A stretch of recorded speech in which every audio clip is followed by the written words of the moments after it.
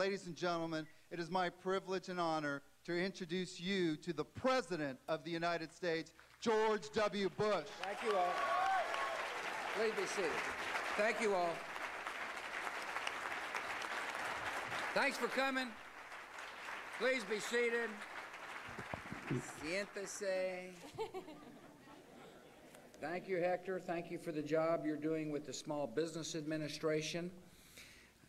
Thank you all for coming today to hear this conversation about how to make sure a very important part of our society functions well for a young generation of Latinos and people from all walks of life. So today we're here to discuss Social Security and the importance of Social Security. And I want to thank our panelists for joining us. I want to thank the Latino Coalition for hosting this reception. As I look out in the crowd, I see a lot of familiar faces and a lot of friends. It's great to see you all again. Thank you for coming. I want to thank Roberto de Posada, the chairman and president of the Latino Coalition. Thank you for hosting this event. I am honored to be joined today by, or we are honored to be joined by the chairman of the Ways and Means Committee from Bakersfield, California. It's relevant he is here. After all, it's his committee that is going to write the reforms necessary to make sure the Social Security system works for a younger generation of Americans. I have worked closely with Chairman Thomas on a lot of crucial issues. When he says he can get the job done, he means he can get the job done and has proven over the past 5 years that he can get the job done. Mr. Chairman, thank you for joining us.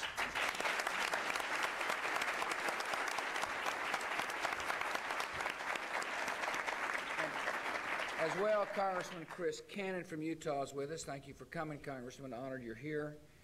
Before I talk about Social Security, though, I want to remind you the war on terror goes on.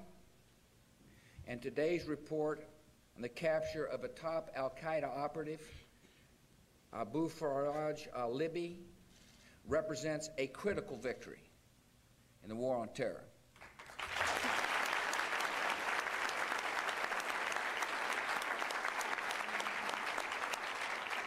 Al-Libi was a top general for bin Laden. He was a major facilitator and a chief planner for the al-Qaeda network. His arrest removes a dangerous enemy who is a direct threat to America and for those who love freedom. I applaud the Pakistani government for their strong cooperation in the war on terror. I applaud the Pakistani government and President Musharraf for acting on solid intelligence to bring this man to justice. The fight continues. We'll stay on the offensive until al-Qaeda is defeated.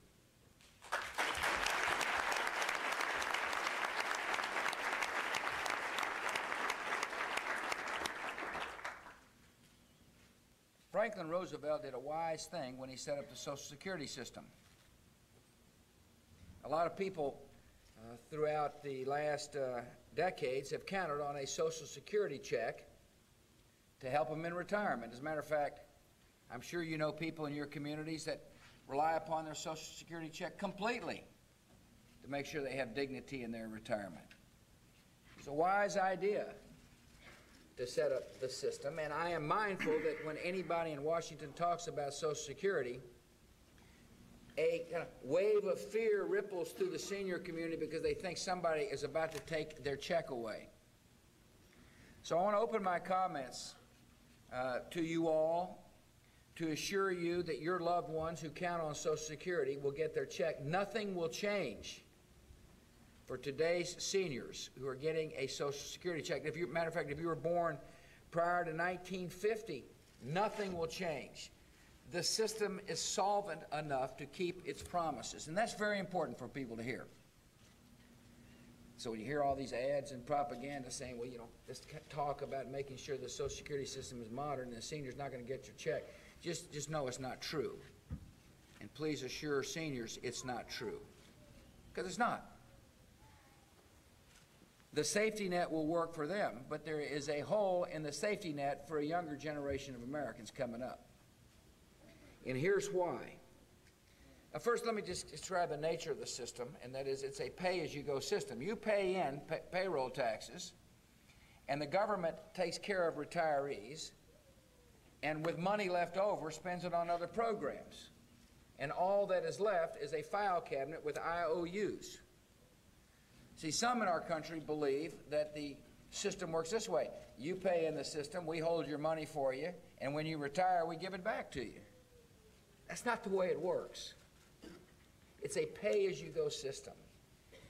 Now, the reason there's a hole in the safety net for people who are going to be paying into the pay-as-you-go system is because there are a lot of people getting ready to retire. We are called baby boomers. I happen to be one. I'm retiring in 4 years. At least I'm eligible for my retirement. I turned 62 in 4 years.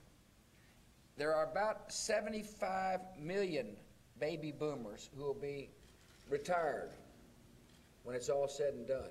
There are 40 million baby boomers, retirees today. So think about that. There's 40 million retirees today. In a relatively quick order, there's going to be over 70 million retirees. So we've got a lot more people that younger workers are going to have to pay for. Secondly, we are living longer. I plan to live a long time. That's why I'm exercising a lot. Why I'm making right choices about what I put in my body. And I suggest all Americans exercise more and be wise about what you eat and what you drink. It'll help you live longer, they tell me. But a lot of us are going to live longer. And we've been promised greater benefits than the previous generation. So if you're a younger worker out there, you're now looking at more people retiring who will be living longer, and those you have to keep paying more monthly benefits over time, who've been promised greater monthly benefits. And there's going to be fewer of you paying into the system. In 1950, there were 16 workers for every beneficiary. Today, there's 3.3 workers for every beneficiary. In short order, there'll be 2 workers for every beneficiary. So young workers are going to be paying for more people living longer, getting greater benefits, and the pay-as-you-go system goes negative in 2017. In other words, more money going out than coming in. And in 2020, and every year it gets worse. See, that's just the way it's going to work. And so in 2027, you're going to be $200 billion in the hole, for example. Be $300 billion in the 2030s, and the system's going to be broken in 2041. So you've got people who are starting to pay in the system now, who are paying into a system that's not going to be around. That'll make younger workers a lot nervous in America. The people who ought not to be nervous are the older Americans. You're going to get your check. It's the people paying for baby boomers like me who are going to retire who ought to be paying attention to this issue, because the system isn't solvent. So I have an obligation to encourage Congress to act. And Chairman Thomas knows what I'm about to say. The longer we wait, the more expensive it's going to be. If Congress chooses to do nothing on this problem, you're either going to have to raise your payroll tax to some estimate 18%, or cut benefits dramatically by 30%. So now's the time to get after it, in my judgment. Obviously felt that way because in the State of the Union I spent a lot of time talking about it, and subsequently have spent a lot of time talking about it. I'm going to continue traveling our country making it clear to people we got a problem. Because see, once they figure out we got a problem, the next course of action is going to be to say to Congress, how come you're not doing anything about it? How come you're allowing partisan politics to prevent good people from coming together to solve the problem? I have an obligation to put some things on the table, and I've been doing that. First, I believe that future generations must receive benefits equal to or greater than the benefits of today's seniors. Secondly, I believe this country needs to set a goal that says if you've worked all your life and if you paid into the retirement system, to Social Security, you should not retire in poverty. To me, that's a noble goal. Frankly, it's the kind of goal that Franklin Delano Roosevelt would strongly support. And so in my press conference the other night, I proposed a way of calculating future benefits for future retirees that said, if you're a low-income worker, your benefits ought to raise rise with wage increases, and if you're an upper income worker, your benefits ought to rise with inflation. Seems fair to me. Seems like a noble calling for the United States of America to recognize a lot of people work really hard and don't make a lot of money, but when it comes time to retire, there ought to be dignity in retirement. I also believe that younger workers, and by the way, that plan alone, that part of a plan, solves the majority of the solvency issue for a generation of Americans coming up. In other words, what I'm talking about, making sure that we permanently solve the Social Security problem, can be done. And I have an obligation to advance the process by putting out some ideas that I think are important. And I want to thank Chairman Thomas for his willingness to work with us on this issue, and I'll work with him on this issue. Now I want to talk about something else that I think the country ought to consider. And this pertains to younger workers. I think younger workers, first of all, younger workers have been promised benefits of government, have been promised benefits that we can't keep. That's just the way it is. And I believe I have the duty as the president to be willing to confront that fact, tell people the truth. And younger people in America got to understand that. We've given you promises we just can't keep.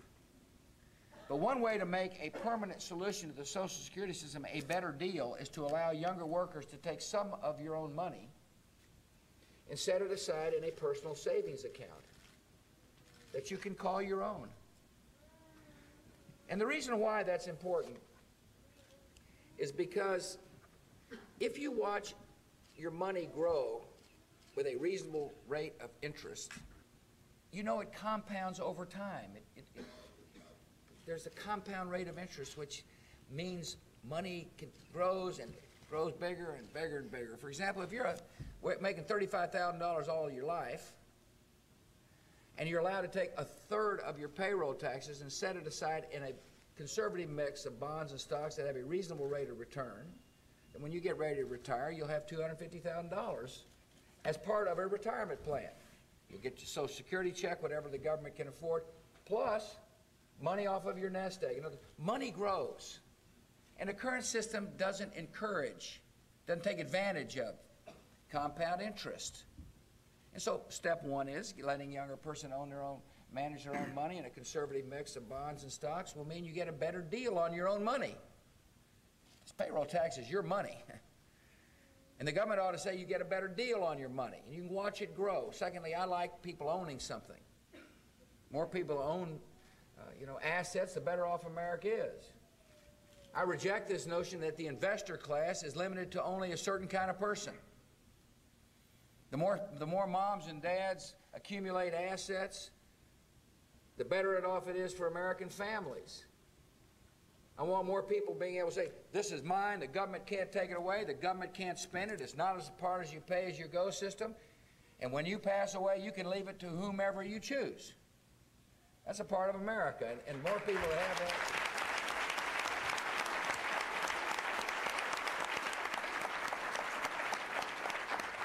So this idea, I think, is fair. It means you get a better deal on your own money. It's fair and encourages ownership.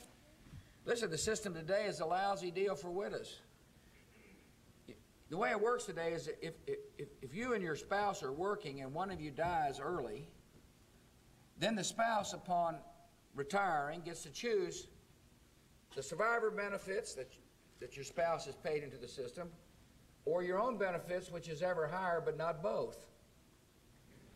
So think about that. Somebody may have died at age 52, started working at age 22, worked 30 years and put all that money in the system, and his or her spouse ends up having to choose to decide what retirement account he or she wants. It's the one she contributed to or the one he contributed to, but not both. In other words, the money goes away. In a personal savings account, as you watch your money grow, worker sets aside money in an asset base. That asset can go to help the widow or the surviving spouse. The system isn't fair today, and we need to make it fair.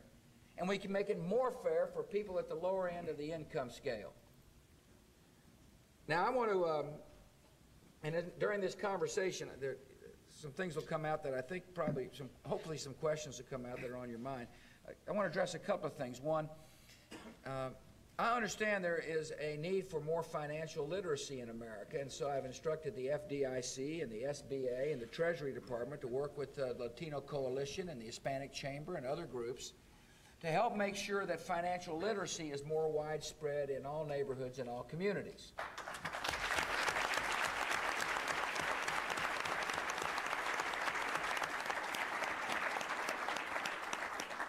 FDIC's got the Money Smart Financial Workshop program. They're going to work with the Latino Coalition. SBA has got a negocios.com program on the web page. Treasury has got all kinds of financial learning materials that we can spread out, and we need your help. Secondly, what I'm talking about, though, is happening in America already. In other words, I'm not inventing something new to say to somebody, you can invest your own money. When I was coming up, there wasn't a lot of talk about 401ks or IRAs. There wasn't any. And today, yesterday I had an interesting experience. I went down to the Nissan plant in Canton, Mississippi, and it was a very diverse audience, a lot of assembly line workers. And I said, how many of y'all have got your own 401k? I mean, the number of hands that went up was astounding. But you got people from all walks of life managing their money already.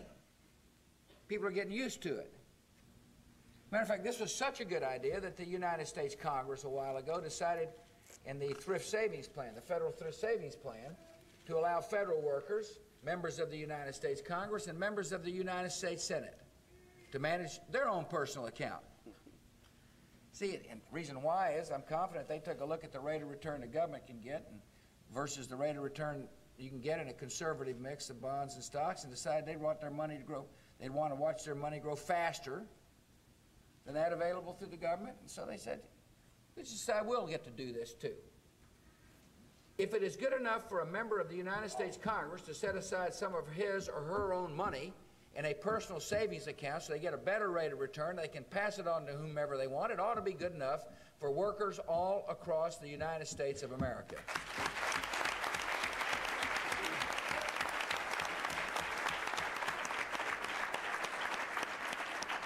I am honored to be joined by Fidel Vargas today.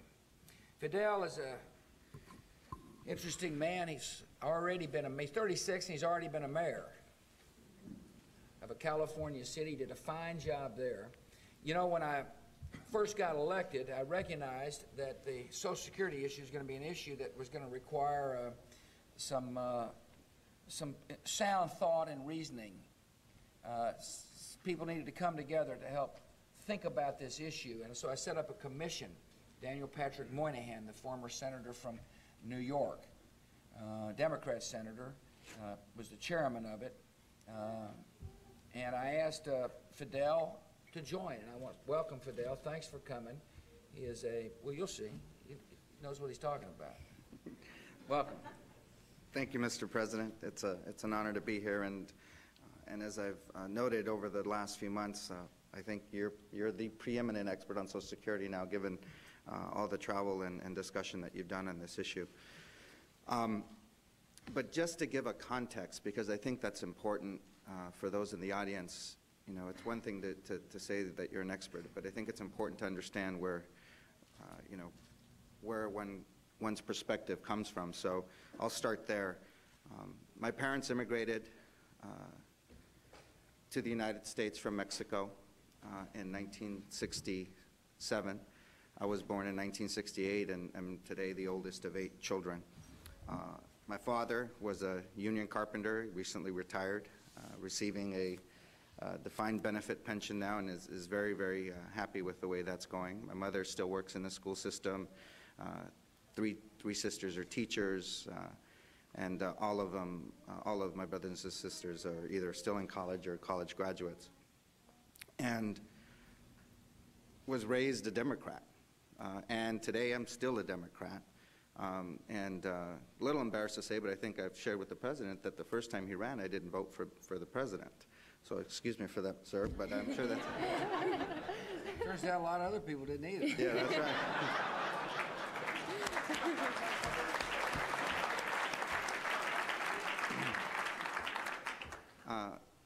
went to Harvard undergrad and came back to my hometown of Baldwin Park, California, a city in Southern California where about 25% of the kids live below the poverty level. And not unlike any urban community from the East Coast to the West Coast, dealing with a lot of the same problems. And frankly, I see those issues with education, with savings, with ownership, every time I take my two youngest to school.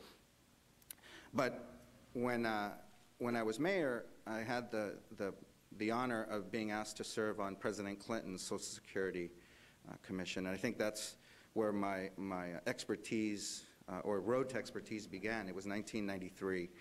And so the truth is, I've been working on this since then, and it's 2005 today. And as you know, Mr. President, you keep saying this, it's true, the longer we wait, the worse the problem gets. It would have been easier to deal with this back in 1993. But again, it's a difficult issue, and although President Clinton stepped up and formed the commission, and we gave recommendations, unfortunately we weren't able to take any action. But the interesting point about that commission is that the recommendations that we proposed, in many respects, were a lot more aggressive than the recommendations that the President has put on the table. And frankly, a lot more, the recommendations that are being put on the table today are much more progressive and much more beneficial to lower income workers and people in our community. After serving on that commission and not voting for the President still reached out and invited me along with 7 other Democrats to serve on the Social Security Commission. And that was the beginning of what I call my transformation in terms of my support for the President. Frankly, there are lots of issues that many Democrats, including myself, don't agree with the President, but this to me is the most important domestic issue. And I think it's important that everybody recognize that what the President is saying, there couldn't be more truth to it in terms of just the nature of the system and what we're facing. But on that commission, you had Senator Moynihan, one of the, many would consider one of the greatest senators in the history of the United States, recognizing late in his life that this was something that needed to be addressed. Former Congressman Tim Penny, Bob Posen, who was a Democrat again, so was Congressman Penny. So what I saw was a group of Democrats and Republicans coming together to try to solve the issue. And I think the context of what it was that we were trying to accomplish is important as well. We had some very simple goals that were accompanied by reams and reams and stacks of actuarial reports and analysis and all of the things that come with a commission like that. But fundamentally, we sought to do a few things. One was we wanted to ensure that current retirees, as the President has said, would retire in dignity. Nothing would happen to those that had already paid into the system. So it really it frustrates me to no end when I see, and I've seen the commercials, Mr. President, that say that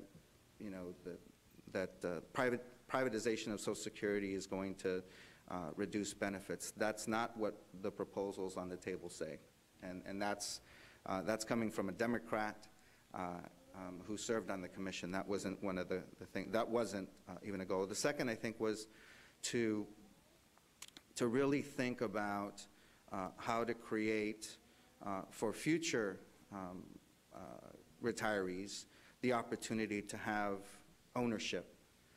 And I think that in my community where I live, when I see fathers and mothers who are gardeners, who are assembly line workers, who are carpenters, who have small businesses, when I see them working harder and harder every day, I realize that they need the opportunity to be able to have something for their own and, frankly, for their kids. And you said something, Mr. President, we talked about a lot on the commission, which is the ownership, the idea of ownership and investing should not be limited to Americans who have had the privilege of being exposed to those things throughout their life, whether it's through their education or through their families.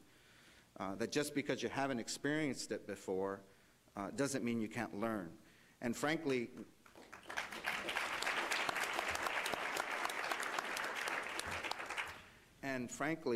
the system or the options that we put on the table are simple and easy to understand. When I graduated from college and I was introduced to my first 401k, I have to admit I was a little intimidated, but just as anybody would when you first are exposed to something. But the truth is that if assembly line workers in Mississippi can be comfortable and learn about how to invest, then I think that people in our communities throughout the U.S., in East Los Angeles, in San Antonio, in the Bronx, in Miami, in Chicago, they should be given that opportunity too. And that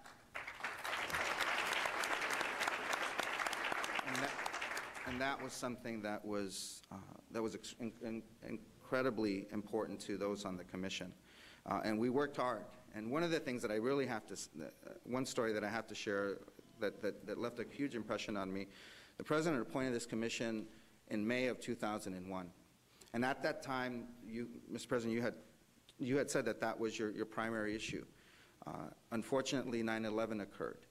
And those of us on the commission had a conversation, and we understood that we might have to, take a step back. We have to reconstitute ourselves and wait to push forward on the issue. The President invited us back shortly after and said that if there was ever a time for us to continue to do the work that we did, it was now.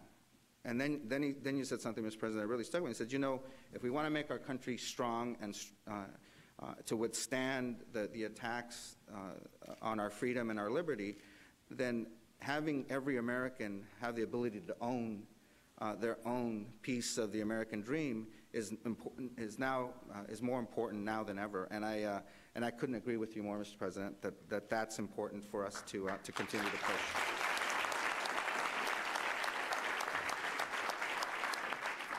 The President mentioned two dates, and these are two dates that keep moving a little because of the actuaries, but 2017 and 2041, and those are two dates that we on the Commission kept an eye on. 2017 is the day, as the President said, when the cash flows coming in are less than the cash flows going out, and those of you who have businesses know that that's not a good thing. But in 2018, since there's going to be a shortage, the President has seen these documents and the file cabinets. The Social Security Administration is going to go over to the file cabinet, pull out as many of these IOUs as they need, and they're going to walk it over to the Treasury Department.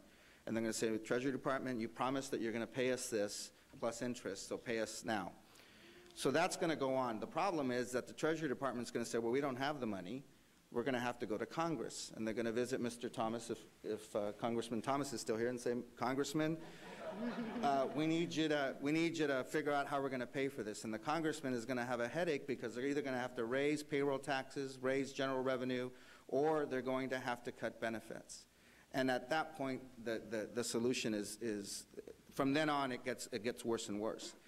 In 2041, or 2042, the year after 2041, when the Social Security Administrator goes to the filing cabinet, he or she's going to realize that there are no more IOUs. And so whoever is the chairman of the House Ways and Means then says, well, we don't owe you anything. But the problem is that there's going to be Americans with promises for benefits clamoring at the gate saying, where are our checks? And the solution then is even worse. Now, again, the system today is solvent. Seniors are going to receive their checks. But in the future, my children, who are 12 and 10 today, and my 15-year-old, who knows?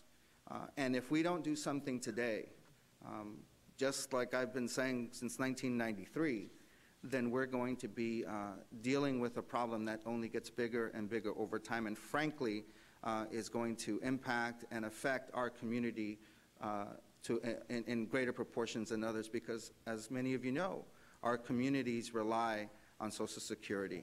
So with that, I'd like to Thank say you, thank you, Fidel. Mr. President. Great job. Thanks for coming.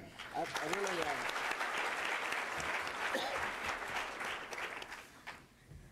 the fact that you went to Harvard bothers me more than the fact that you didn't vote for me.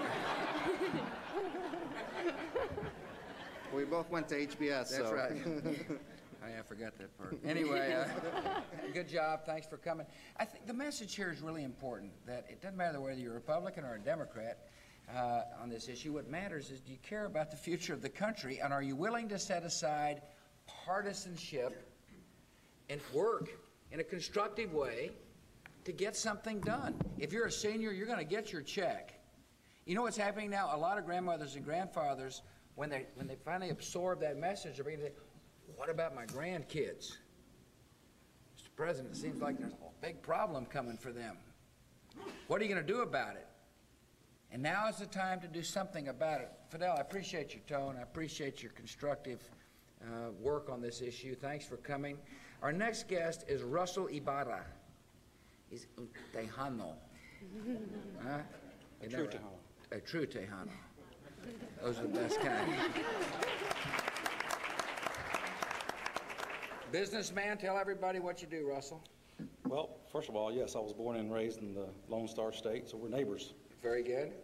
Again, my name is Russell Ibarra, and I'll tell people the first 3 words I learned in Spanish was lechuga, tomate, y cebolla, because that was the order we put them on the tacos at my family's restaurant when I was growing up. So anyway, I'm the president and CEO of Gringo's Mexican Kitchen. We operate 6 stores in the Houston area and 1 in San Antonio. Good. How you doing? Make it a little... We're paying our taxes on time. We sure are. How about your ownership? You paying any of that? A little bit. That's good. Well, A little bit. in other words, you're in business. Exactly. That's good. We have a duty. But we employ right now about 650 associates, and of that, our average age right now is 26 and a half years old. And about 40 to 45% of that is minority. So we employ a lot of minorities, a lot of young people who will be paying into the system. I am married. My wife and I will be celebrating 25 years in June. Que bueno. Yep. And we have 2 boys. Steve, he's 21. He'll be graduating from college this May from a place you may know, Yale University. Really? Yes. And That's great. Congratulations. I just want to know, when do they get off the payroll officially? That's right. Yeah. Well. Anyways, our youngest son, Derek, he is working at one of our stores. He's 18. He graduated from high school a year ago. Good. So we're really proud of them both. I'm really glad that you're addressing this issue. It's not a very popular topic to address, but a few years ago, we started in 1993, our restaurant chain. We grew from 1 to 6 stores, and as we continue to grow, I realized that in order for us to develop the culture, we had to pass on the culture. And so I was instrumental in establishing what we call our core values, our core beliefs.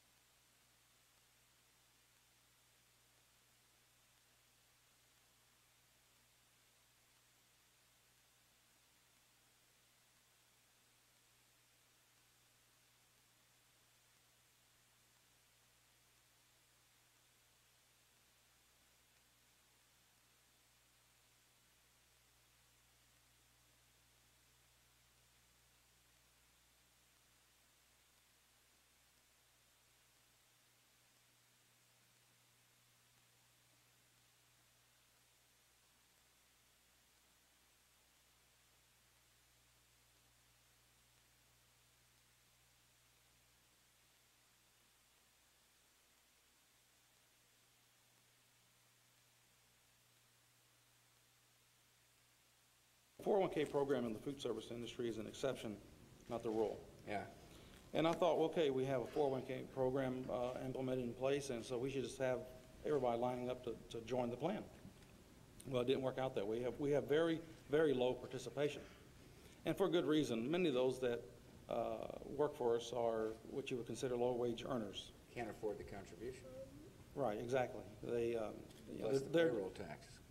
well, and that's just it. They're already paying 12.4% basically, and have little or no disposable income to set aside for future retirement. So this really impacts them dramatically.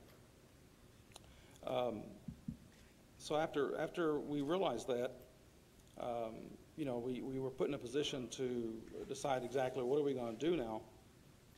And so we're devising other options, and we have them from medical health insurance and things like that, and we have some other alternative plans for our staff. Yeah. But The best thing is to let them take their payroll taxes they're paying the system and have a plan that allow their money to grow just like a 401k can. That's the best thing to do for low-income workers. That's why this Social Security reform is a vital reform for people at the lower end of the wage scale. It's really important. Anyway, go ahead. Sorry to interrupt.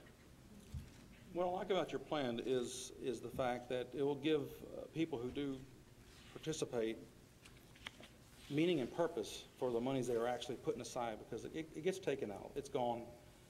And in their mind, for the most part, they'll never see it again. In the back of their minds, the way they're probably thinking. And the fact that there's an option on the table to opt in or opt out of the personal savings is very important, because it's going to give them ownership for not just themselves but their heirs, and that's very appealing, very appealing. Right. Remember, and this is important for people to hear, this is not the government saying you have to do this. This is the government saying, if you so choose to set aside some of your own money, you ought to be allowed to do so. It's optional. Basically says that government's not going to dictate. Government just says, here's an option to trust people with their own money. And a couple of points I want to make on Russell. One, the entrepreneurial spirit is strong in America. We need to keep it that way. Congratulations on starting your own business. Thank you. This is a chance. You volunteered to come up here, so anybody listening on C-SPAN in the Houston area looking for a good restaurant, Russell's got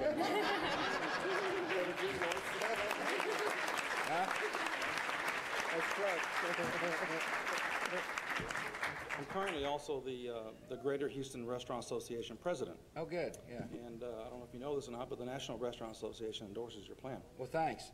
I appreciate it. If you're making $8 an hour over your life and you start having a personal account when you're 21 years old, and at the age 63, you'll end up with a $100,000 nest egg. That's as if you stay at 8 all your life. In other words, that's how money grows. Wouldn't it be fantastic if a lot of folks who work for Russell's company were able to say, here's my money. Here's the nest egg I built up for my family. The more ownership there is, the more assets passed on through a community, the better off the community's going to be. And the idea of owning something ought to be spread throughout all America. That's the great promise of America. That's what we're all about. You come here, you work hard, you realize your dreams, and you have a chance to build something for your family. How many people? I mean, you said your dad and mom came. I mean, I suspect there's a lot of first generation of Americans here because their parents came over here because of dreams and hopes. By the way, speaking about restaurant employees and stuff, we got to have a rational policy when it comes to immigrants coming into this country. I believe if there's somebody who's willing to employ somebody and they can't find an American worker and somebody willing to do the job, we ought to make that connection a legal connection. People come here to work.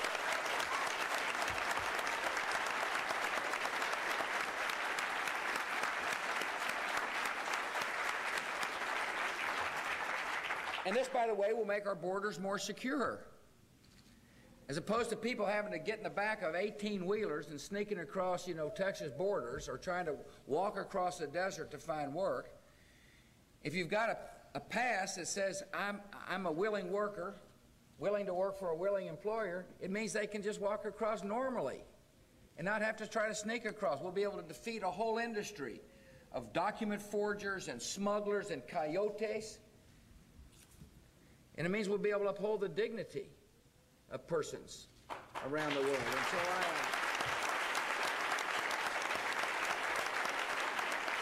anyway, it's called diverting off the topic. Por nada. One last point, Mr. President, and I think this is a profound one. The underlying benefit of what you're proposing is a lot like what we did with our core beliefs, reinvesting in our associates and local community. I feel by doing this, the American productivity will increase dramatically. That's right. Dramatically. Well, basically what he just said is if you own something, you have a vital stake in the future. Exactly. I mean, think about how great it's going to be when Jose and Jessica, as they have an investment account, they're young new married, we're about to talk to them here, but on a monthly basis, a quarterly basis, daily basis in some cases, you watch your assets grow. You open up a statement and say, here is what I own. That encourages people. If they've seen something they own grow that the government can't take away from it, it encourages, and it will enhance productivity, and it'll enhance the spirit in a lot of communities. Good job. Thank you, Russell. Thank you. Great to see you. Jose and Jessica, welcome. Thank you all. Newlyweds? No, 5 years. Yeah, see, not newlyweds. I'm glad you're here. Just kind of give us a sense of who you are, what you're doing. Well, it's been an honor to be here with you. My name is Jose Gomez. This is my lovely wife, Jessica. We've been married for almost 5 years. We have 3 beautiful kids. I currently attend DeVry University. I'm a full-time student. Yeah, what are you studying? I'm studying Network System Administrator. Network Systems Administrator. Would you like to try to describe what that means? To the technologically illiterate? Basically, I will be taking care of a network, business or something. But I personally want to own my own business. Want to own your own business? That's great. I want to start my own business later on in the future. Do you have any idea what it's going to be yet, or are you just getting the skills Still necessary, getting the gain the skills. confidence necessary to launch? That's correct. That's what I'm It's currently. wonderful, though, isn't it? Guy sits up here with the president. I want to own my own business.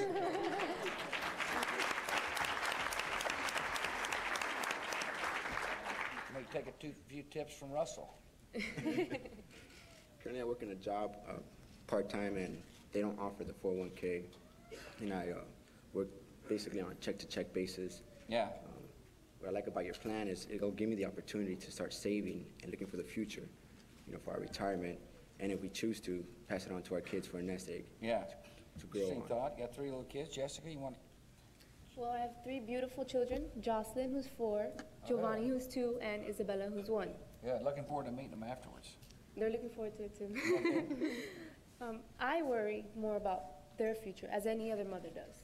I worry about that if the system continues the way it is, as you said before, by the time they work, they're going to be working twice as hard to take care of us when we retire. That's right. So that when it's time for them to retire, they're going to just be so worn out, then they're going to be broke, both emotionally and financially. Interesting thought in it. Mom's sitting here saying, listened to the data. The system starts to go broke 2017, 2041. As Fidel said, there's nothing left. And she's got little kids. She's going to be paying into that system, and so are they. It's a troublesome thought for moms and dads to think about the system as it is, and it's got to be just as troublesome to think that the government is not done anything about it. Now's the time to do something about it. I talk to a lot of young folks, like Jose and Jessica. There was an interesting survey once that somebody pointed up to me that said, younger people think it's more likely they're going to see a UFO than get a Social Security check. Well, if you feel that way, and you watch that money come out of your check every month, it's a little discouraging, isn't it? Be playing into something that you're not sure is going to be around. Very. Yeah, so this is a young person issue. Older people, grandmoms and granddads, they don't have a thing to worry about. We're going to keep the promise. But it's the youngsters who are working hard. The moms and dads who are working hard, and the moms and dads who are worried about their children when they're coming up. That's what this issue is about, folks. And it is amazing to me that we live in a town where people I oftentimes say, well, we can't cooperate with each other because of party politics. You heard a good Democrat sit up here and say he believes a reform system will help his children and his community. That's the spirit that's needed. When we are here in Washington, we need to think about people like Jessica and Jose. You know, young kids working hard, wants to start his business, got young kids, mom sitting up here saying, I'm worried about it. She's really saying this, you people in government, how come you can't do nothing about it? Or anything about it?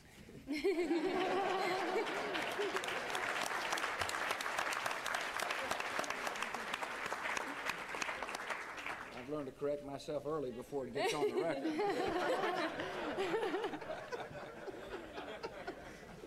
Fortunately, the First Lady's not here.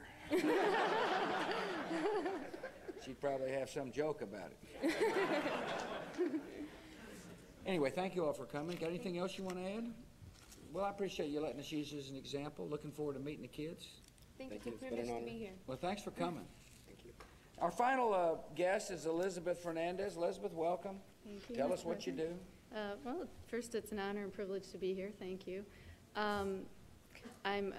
I'll give you a little background on myself. I'm married. My husband, Inario, and I also have 2 daughters, Rachel and Samantha, who are here with us today as well. Yes, I see the beautiful girls there. And I first want to say that I really appreciate you taking the initiative to tackle such a difficult issue that you could have easily passed the buck on for leaders of the future to deal with. And I really appreciate you staying strong with this and your vision on this issue, because I too agree it's a very important issue. What I like most, or one of the things I like a lot also, is your strong stance on keeping the payroll tax level where it's at. My husband was a former CIO executive of several Fortune 500 companies. He stepped away, and we started a small business, a technology company called the Centro Group. And with payroll taxes, if they continue to increase, as some suggest would be a good solution to solvency, that's going to be a heavy burden on our business, and I believe it'll be a heavy burden on many small businesses. In fact, I think a lot of companies could be driven out of business. Yeah, that's an important concept. Sorry to interrupt, but you're right. Run up the payroll tax rate is going to hurt a lot of small businesses. One of the things we've got to always be mindful of in Washington is how do you make sure the entrepreneurial spirit is strong? And one way to make sure it's not strong is to overtax small businesses. And so I appreciate you bringing the payroll tax as a significant burden on many small businesses, and it's really a really important point. Thank you. No, I appreciate your stance on that. Also, I'm in strong support of the personal accounts. I like the idea that I can save, with existing money that I'm already paying into the system, save for my children, and be able to pass something along onto them in the future. I think that, well, as a small business owner, I was asked to participate in a Social Security task force through the Latino Coalition, and it was such an enlightening and eye-opening experience. I learned so much. And I think it just shows the need for more financial literacy education. There's so much misinformation out there. People think that a check is going to come in the mail and you got to figure out how to invest it, or that this is an add-on to what you're already paying. And I think that by doing forums like this and helping to educate the public, I've been inspired to learn more about the financial markets, and I really look forward to taking advantage of something that's already in place for so many other workers, as you talked about, the federal workers and Congress. And I too would love to be able to participate in a program like that. I don't know, do you have a financial literacy program, an education program set up to help? Yeah, we do. That's the FDIC, Treasury Department, SBA are very much involved with making sure people feel comfortable. I appreciate you bringing that up again, Elizabeth. People feel comfortable about what it means to invest. I recognize some people get nervous about it. You heard a Harvard man said if he'd gone to Yale, he wouldn't have been so nervous, but nevertheless. But he said, no, but it's a new thing. It is, some worry about it. But people need to be assured that there are thousands of their fellow citizens who are comfortable now investing their own money. They hadn't been doing it in the past. In other words, there's a new culture in America today. A lot of the older Americans are saying, well, this is too difficult for some, perhaps. But there's a lot of younger Americans who are getting comfortable with managing their own money through a series of programs such as 401ks or IRAs, defined contribution plans. And so, but you're right, we need to make sure people become more financially literate. And by the way, in terms of what you can invest in, you cannot take your money to the lottery. In other words, there's a conservative mix of bonds and stocks.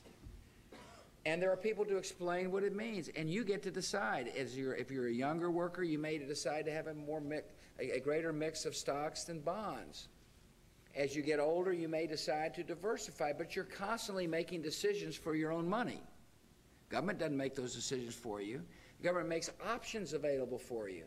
And then when it comes time to retire, you can go into a treasury bond account.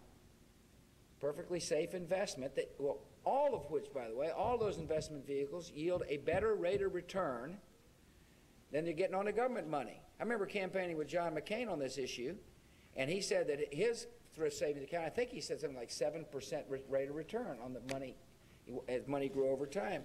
And that's compared to 1.8% in the current Social Security system.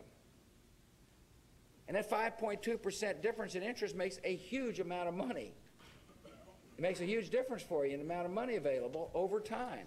So thanks for bringing it up, Elizabeth. Anything else on your mind? You're awfully articulate. No, I thank you for the opportunity to be able to share concerns, and thank you for your efforts in this area. Well, one of the things Elizabeth said that triggered a thought here is that she said this is a complex issue. There's a lot of misinformation. And I understand that. There's a lot of moving parts, as they say, which says to me, I better keep working on it. And I'm just getting started. This is an issue that I'm going to spend...